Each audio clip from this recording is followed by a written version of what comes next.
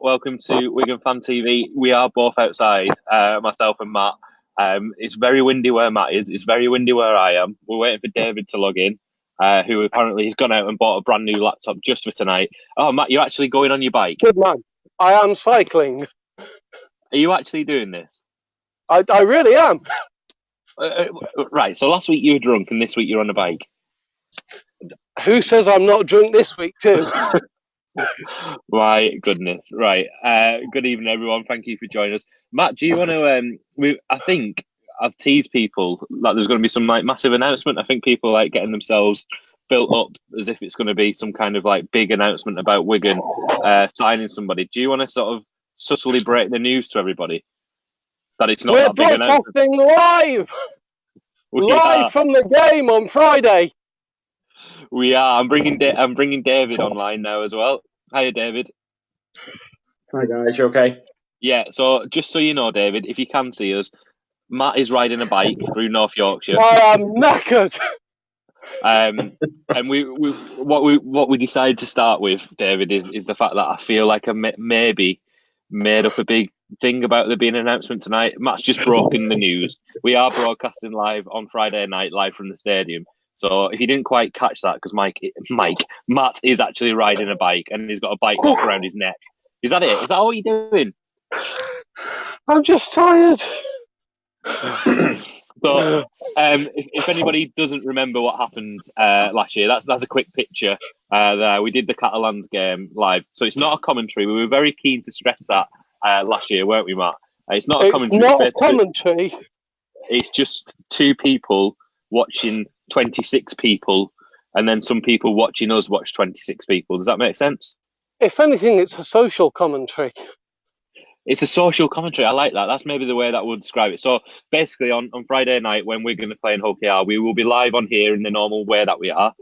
Me and Matt will be sat next to each other again, holding hands, and yeah, just telling you what we see. So yeah, that's on Friday night. We'll put some announcements and things up in just a little while, but we're not breaking any news of any new signings. So if you tuned in for that, I'm very, very sorry. We'll let Matt continue with his bike rides. David, good to see you. I've not seen you for ages. Yeah, no, but just is that David? He's David. He's with us. He's been a Wigan fan this week. I'd forgotten what he looked like. Sort of worrying for me. You've got pictures, man. Don't lie. You've got pictures. I don't want to know. Let's not talk about that. Yeah, let's not talk about the pictures. David, right? So before we get on to the whole KR game or Thomas Luluai, last week when Stu was on, I said he's probably the only person that could find a negative in the George Burgess signing, and he was actually positive about it. Now, would you like to give us your take on the George Burgess signing, Mr. Bailey? Do I have to? Do you know what? I've just got reservations over it, really, primarily because of the problems with the gouging, and also the other. That's the main thing. You know, he's serving a 9-match ban for gouging, and it's not the first time he's done it. I can't because it might be detrimental to Warrington. I just he's on a bike. What is he doing?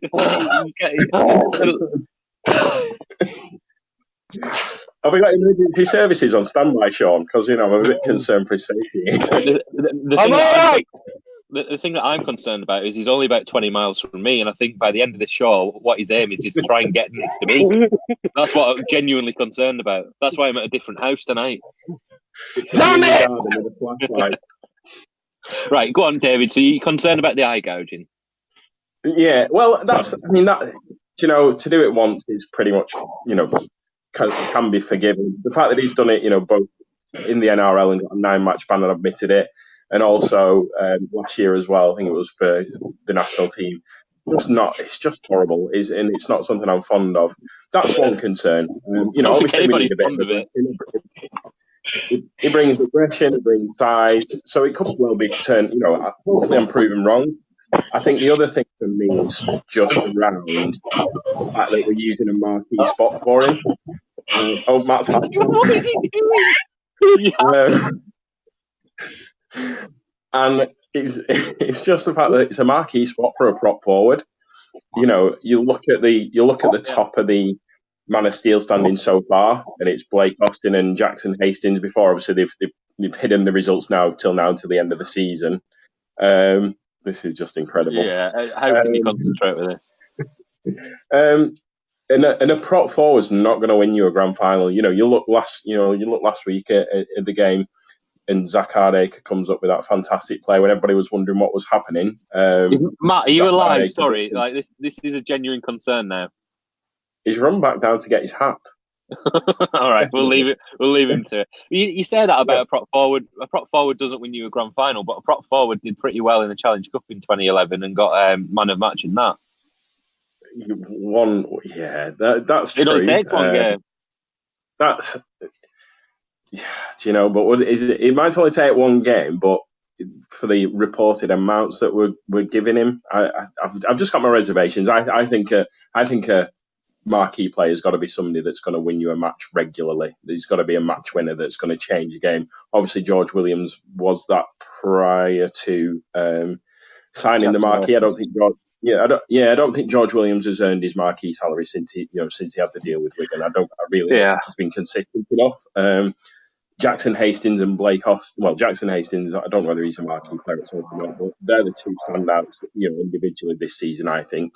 How far has that hat travelled, by the way? Where's he gone?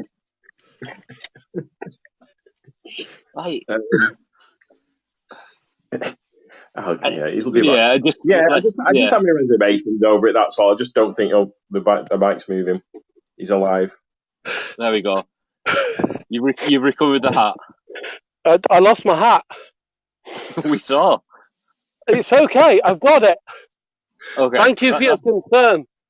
Yeah, we were very concerned. We're just sort of testing David about his dislike for George Burgess. We're trying to wonder what George Burgess has done to him. Whoa. I'll tell you what it is.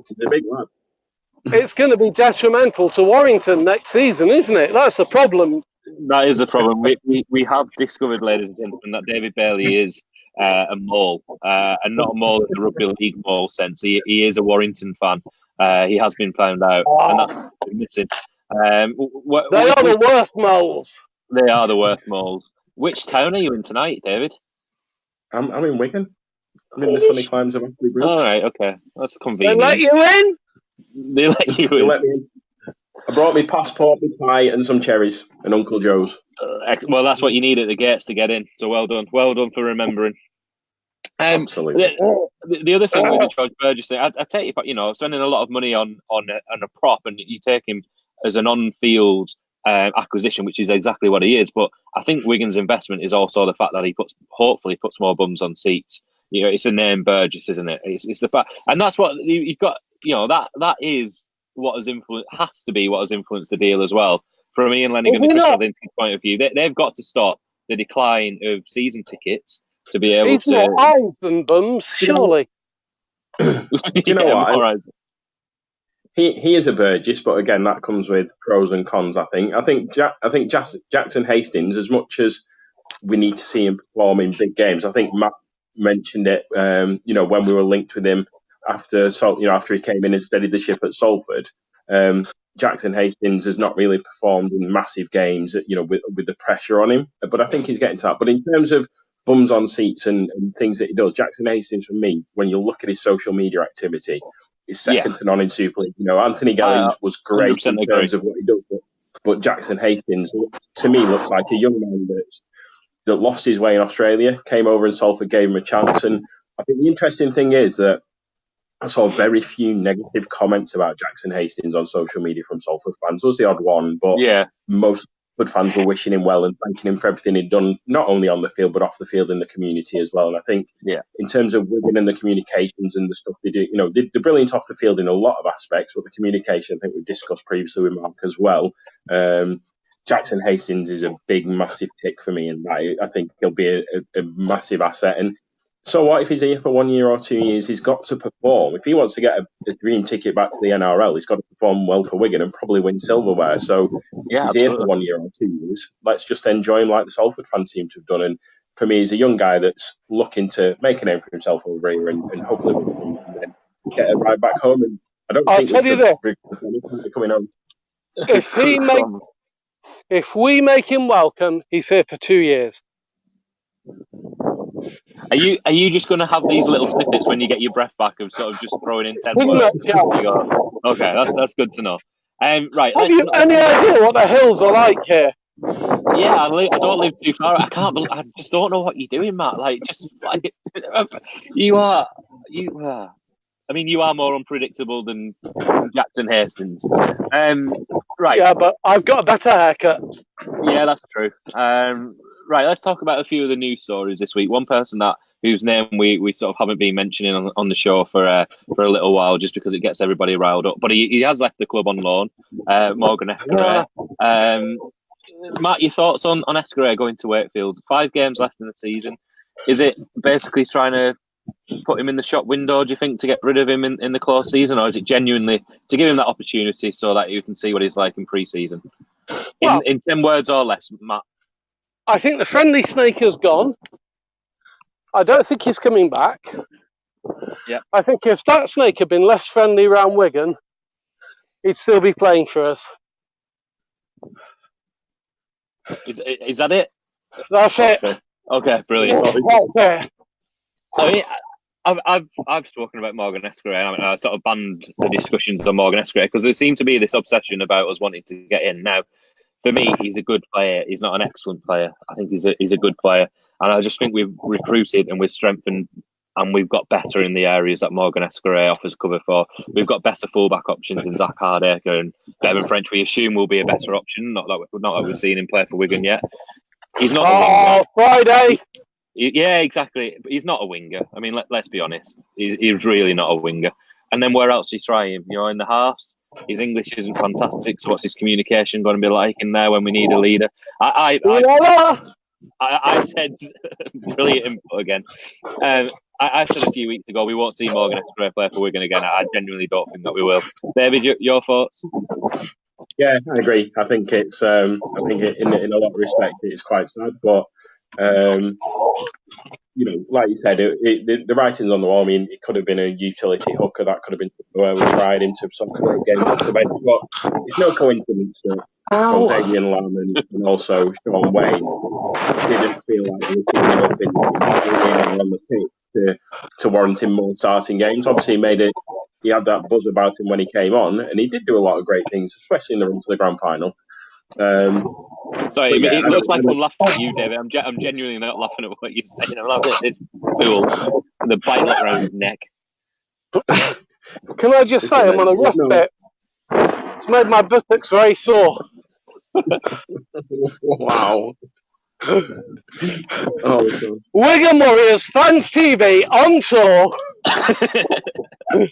I mean, if anybody's seen the coverage of Bradley Wiggins on the motorbike interviewing people on the bike in the Tour de France, I mean, this takes it to a new level, absolutely, completely. And there's a lot of good sentiment in the comments towards Morgan Escaray, and I think that's the general thing. He was a fan's favourite. He is a fan's favourite, but there's no room for fans' favourites. The player as anybody else. Please just stop. Right, the other news. The other news. Oh God, the cattle grid. Oh. Genuinely. Oh right, I think we've lost him now for a bit. I think he's lost signal. David, Thomas Luluai, new 1-year deal. Yeah. Thoughts on that? Yeah, I think. I think he's done enough to warrant it. We've had the sort of we had the to-in and fro-in between switching him and Powell.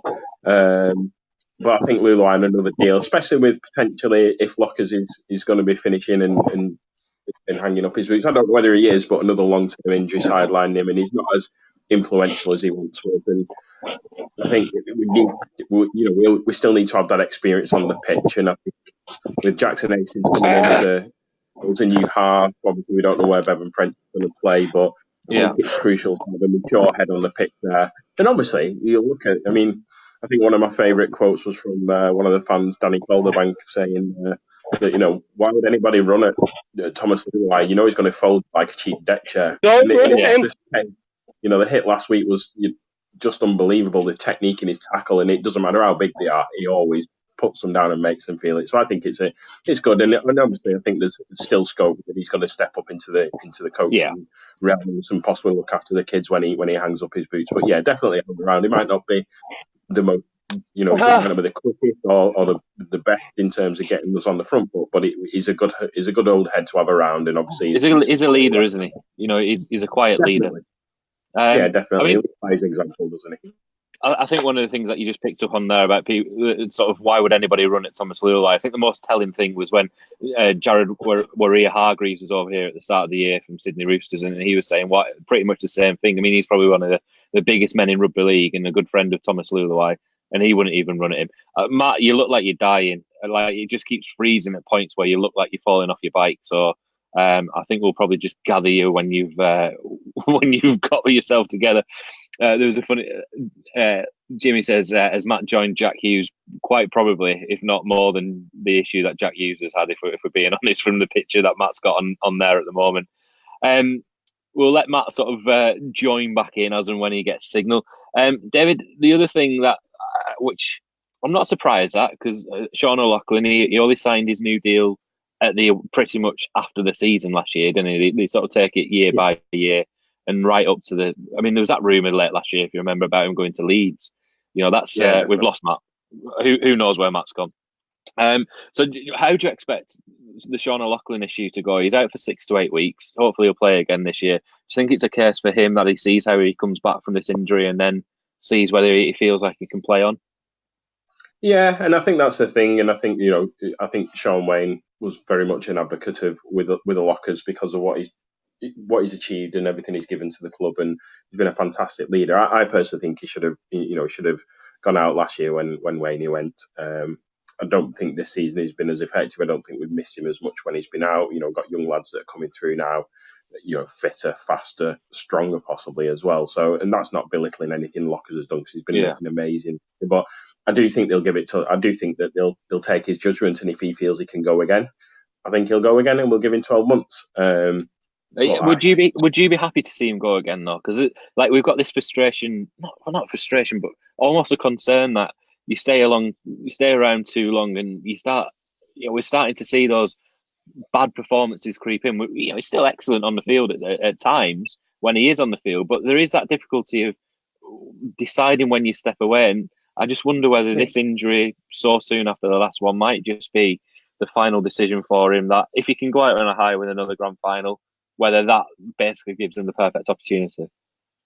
Yeah, I think so. I don't think he'd like to go and without. I don't think if we've given ourselves some chance. I know we're quite a bit in terms of points difference behind, but we've given ourselves a shot of getting further up the table. And in top threes, a must in the new top threes a must in the new format. I think because I think to go to several clubs above you and win away from home is a big ask. But I think if we can get in the top three, we've got a chance of the grand final. I don't think Lockers would like to go out if we, finish 4th or 5th or even outside the places. Yeah. It's still pretty there.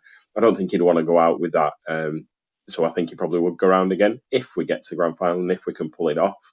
We'll finish second, David. I've told you we won't lose another game this season. I've told you that about 3 weeks ago. Well, before we lost the last game. I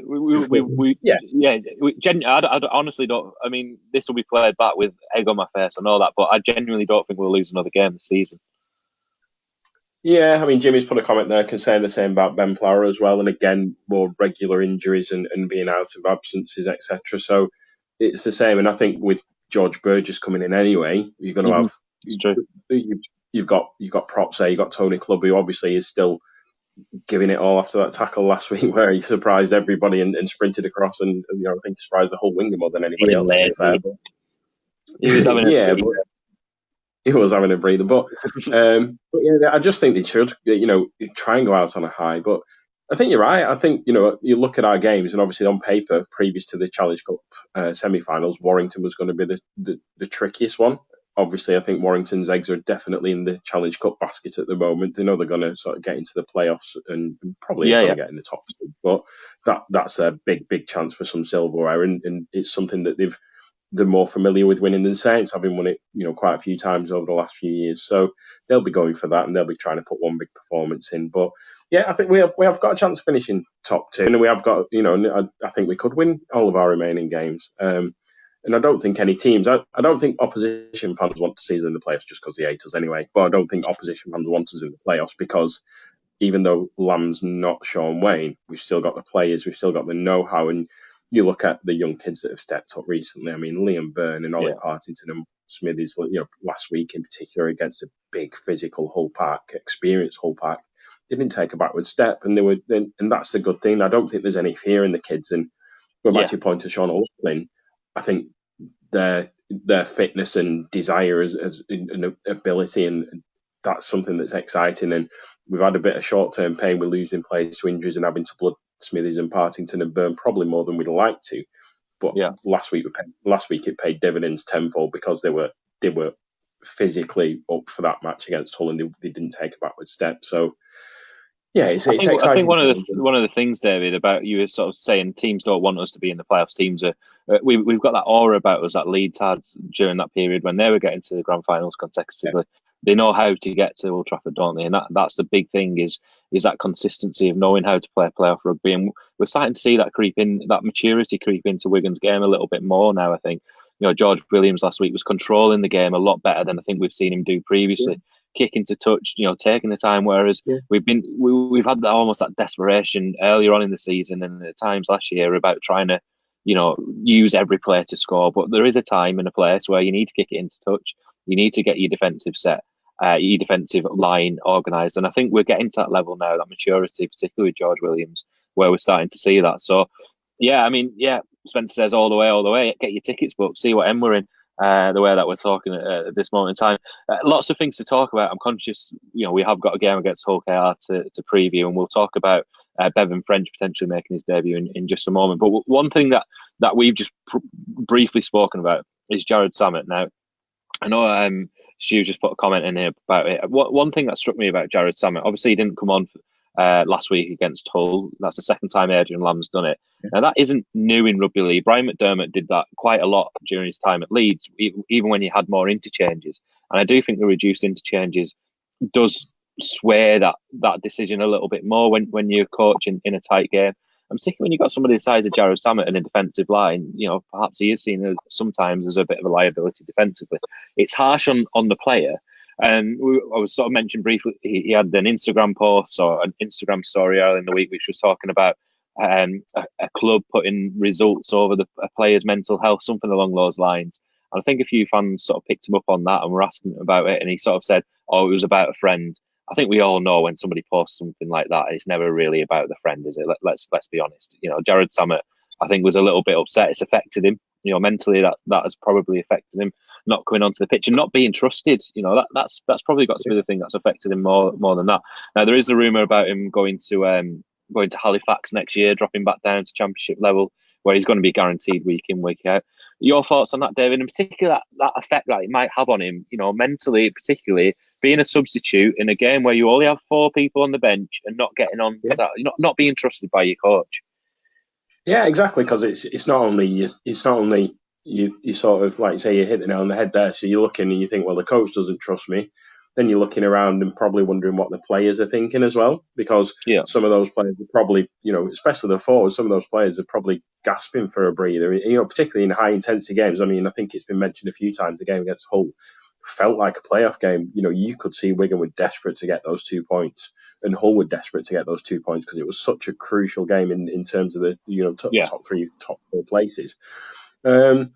And yeah, it would affect him because obviously you're thinking, well, why am I in the 17? And I get that. I completely. I think if Lamb doesn't trust him that much, then why would you not use that opportunity? I'd rather see a kid get that match day experience. If you've got a player, if Adrian Lamb knows on a Tuesday or Wednesday that unless the game's going a specific way, he's not going to use Jared Samet, and Adrian Lamb has a game plan, and and that's that. And obviously that changes. And you have but he'll have a game plan that he wants his players to stick to, regardless. They focus on themselves rather than the opposition.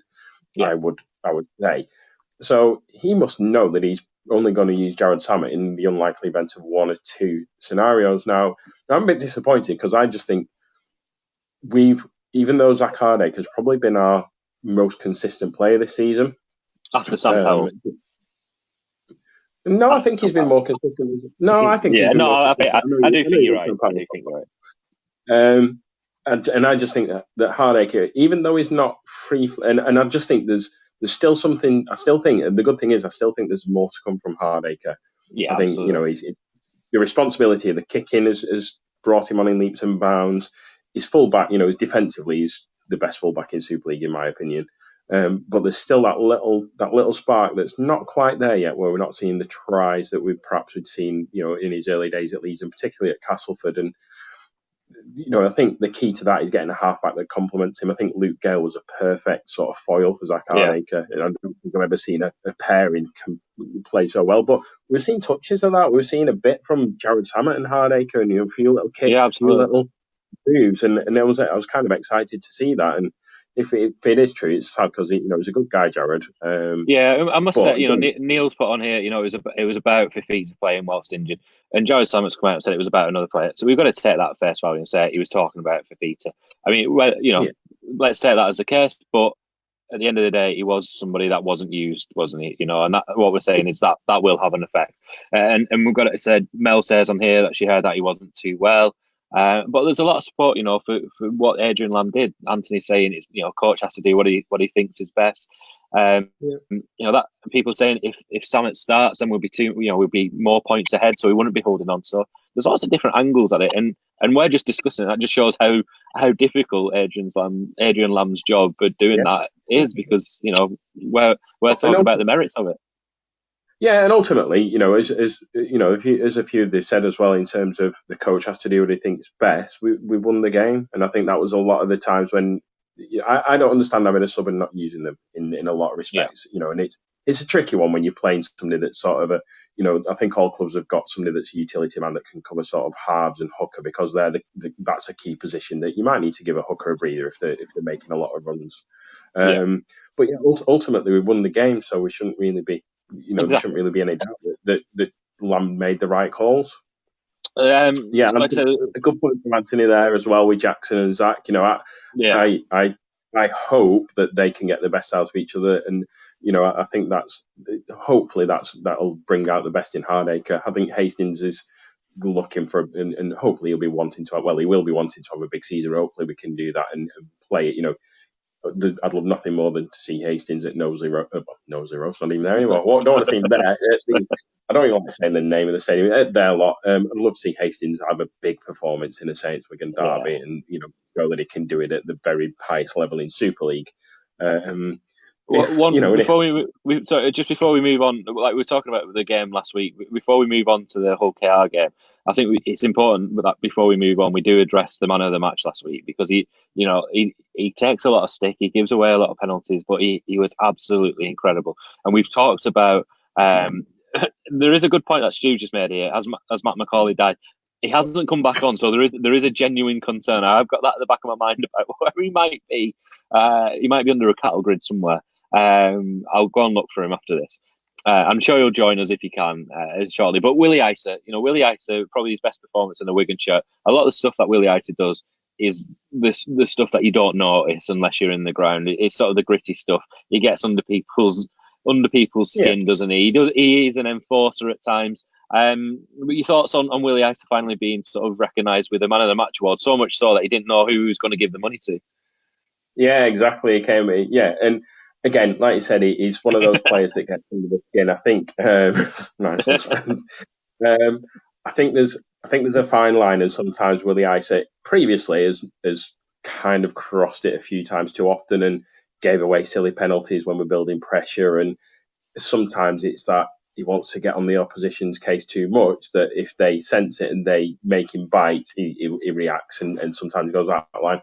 course you want Willie Icer on your side, because he, like you said, he will back up, and like he did last week, he will look after the young kids and make sure if somebody goes and puts in a cheap shot on them, he'll get one back for them.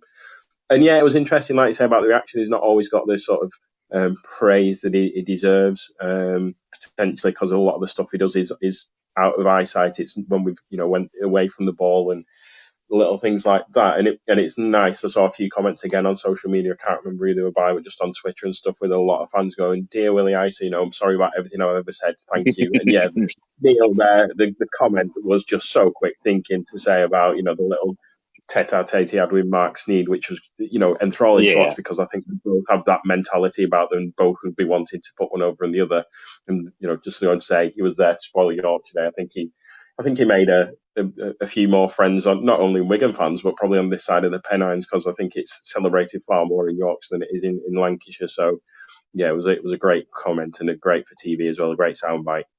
I have sent Matt a message, and he hasn't replied yet or seen the message. So it was good. Yeah. So yeah, that's an interesting one, isn't it? Hope you're all right, Matt. Right, this Friday, David. One person that hopefully, I'm sure we will get to see make his debut, because it feels like the perfect game to do that, is Bevan French. How excited are you to see Bevan French in the team? Where do you expect him to play, and what kind of impact do you expect to see him? So yeah, I'm really excited to see him. And again, going off when it was announced, I know it had been sort of muted earlier in the season, and it was kind of Wigan's stance at that point was nothing to report. But it was most, you mentioned the mole in Australia, but he mentioned this quite a few weeks ago, if not months ago.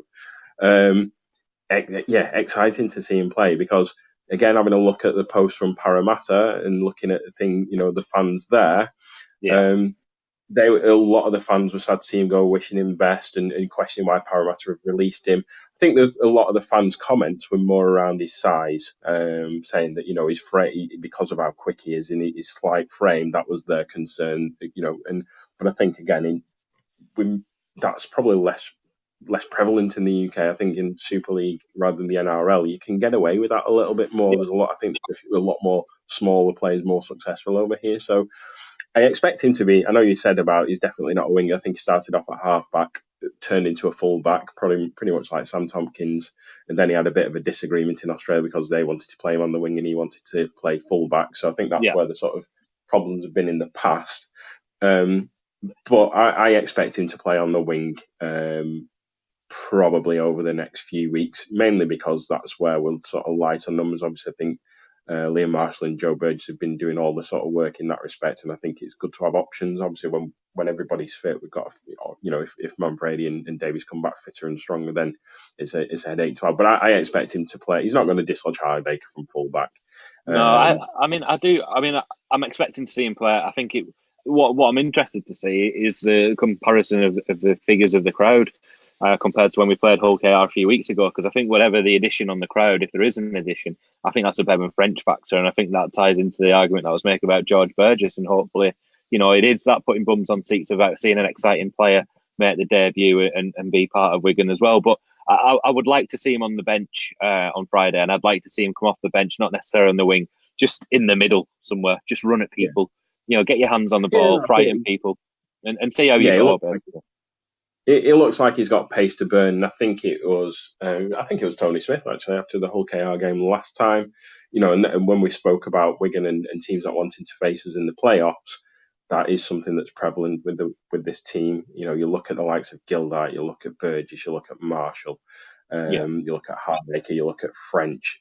We have got some really quick players, and when you've got the likes of Liam Farrell and can sort of take a man on and beat a man, and then create gaps. We talk about the golden edge regularly on the show, but that's one thing that we've probably got the quickest. I would say we've probably got the quickest back line in Super League. If you look I have got question marks at the moment about Joe Burgess in his form. I think since he's come back from injury, he's not reached that height that he had at the start of the season, and whether that injury is affecting him. So there is an option there, I guess, to give Joe Burgess. You say a bit of a rest, but we've just had a week off for the semi-final, haven't we? It seems pointless. If somebody needs a rest at this stage, something's not right. I think it's just missing form. So I would like to see Joe Burgess and Liam Marshall, finishing fantastically well as he has been pretty much since he broke into the team a few years ago. So I'd quite like to see that consistency there. And I'd like to see Sargent and Gildart build up that partnership with the wingers continuously. And just having Bevan French there as somebody that can come on for half an hour in the second half and just frighten people and just run from wherever you want. Exactly. 20 minutes to go. If you can sort of get him and just, even if he's just saying, listen, just wherever you are, just make sure you're following, the likes of Gildart, the likes of Farrell, the likes of Hardacre, the guys that can make something happen and it can create a little bit of a gap, because I'm sure that if you get half a chance and give a French half a yard, he'll be gone. They won't catch him. Judging on what I've seen of his sort of, from the last sort of season or so, he looks frighteningly quick. I mean, that's something to be really excited about on Friday. We've not spoken much about the game. I'm conscious we've spent sort of 35 minutes talking about other things, but other things have happened. But never mind. And Matt's still not back with us, which is a little bit of a concern.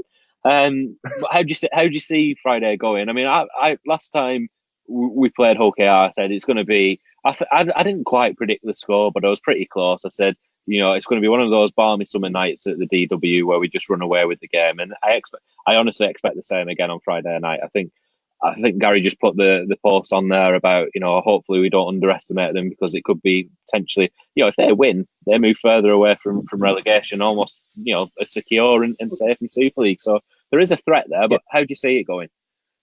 No, I agree. I mean, you don't want to take any game lightly, particularly in Hull KR, battling for their lives. I mean, I know everybody's got a little bit of breathing space from Spencer's comment. Wow. We need to get Spencer on the show. Like, I feel like Spencer definitely is just like he doesn't have a face. He's just like a robot. He's just a witty robot. And even if he comes on, but comes on with like a mask and like it's a bit like Banksy. He can be the Wigan Banksy. Definitely. So Spencer, that's an open invite for you, because some of the stuff that you put on here, you take us off on a tangent. So sorry, David, carry on. Yeah, I think, sadly the sort of weather in Wigan's been a bit hit and miss this week, so there's still plenty of rain coming down, which could put a bit of a dampener on it in terms of the surface, literally. But I expect us to run away with it. I think Hull KR would be, I think Hull KR are desperate for those points, but at this stage of the season, I don't think they'll be targeting the Wigan away game, especially after last time. It was one that they'll give everything to. I think they'll probably be targeting the teams in and around them for the rest of the season, just to make sure they keep their heads above London. And I don't think, they'll probably give it a good shot for 20, 30 minutes, but I think Wigan will ease away in the second half. I think the fitness and the skill will rise. So Alan says Wigan by 24. You said Wigan. I think Wigan could really get a blowout score on Friday. I think we could be looking at a 40, 50 point win. Yeah, I expect this. I expect the same as well. I think we do have an error 404 on Matt McCauley, because I don't think we're going to recover him tonight. But the good news is, ladies and gentlemen, all being well, you will see him on Friday night. So if you missed out at the start of the show, Match Day Live, our annual outing into the press box at the DW Stadium, when they let the rabble in, it's like they've got to give so many tickets a year to sort of peasants. And that's me and Matt. And they let us in for the Catalans game last year. I'll just put that flattering photograph back on there. There's me and Matt in the press box. Wigan won 25-20 last year when we were in there. If you didn't watch it, Matt just was Matt and burst into random French songs that he made up at the time about Navarrete. So I expect Matt on his sort of on top form if he is still alive. And still around. So yeah, Match Day Live will be back on Friday. It'll be back on here on Facebook. You'll get, if you've subscribed to the messages, you'll get a nice annoying message and messenger to tell you that we're live. We'll have the score on the bottom and things like that. And it'll basically, like I said at the start of the show, you'll be watching 2 people watching 26 people, and we'll tell you what the score is. So David, any sort of final words from you? Any sort of comments about these sort of accusations of Warrington? Do you want to sort of draw a line under that? Just if we see you tagged at Wembley Stadium in a couple of weeks, there's going to be questions asked. I told you, I sent you the famous Warrington Wolves pick from the other day. That's me on the right hand side. Absolutely, you should post that on the Facebook page. Everybody can have a laugh at their own judgment. But no, it'll be good to see you guys on Friday as well. So I think I advise everybody, if they're not going to, tune in and make sure you give it a watch, even if it's not live. You watch it after the event, because it'll be sure to raise some eyebrows at the DW once again. The thing last time that we had and Stu just mentioned it, we had Matt's dad sat next to us as well. So we had the vicar sat next to us, keeping us in check. And it was more a case of we were keeping him in check, just in case anything that he said ended up on the microphone. And then I was trying to keep Matt in check, because I was like, we're in the press box here. We need to be a little bit respectable. We've got people this is their actual job around us. But trying to keep a rein on Matt is one of the most difficult things that I've ever had. So if you want to watch somebody squirm for 80 minutes, which will be me, hoping that Matt doesn't say anything inappropriate, particularly when Ian Lenigan walks past him, then tune in, because that's exactly what I'll be doing for 80 minutes. David, thank you for joining us. Thank you for going out and buying a brand new laptop just so you could join us as well. That's it's very, very much appreciated. To Matt, wherever he is in North Yorkshire, I hope you're safe. He's probably walking up a hill right now, isn't he, with his bike, with his puncher. And everybody for watching, thank you so much, and we'll see you on Friday night. And thanks for tuning in. We'll see you later, guys. See you later, guys.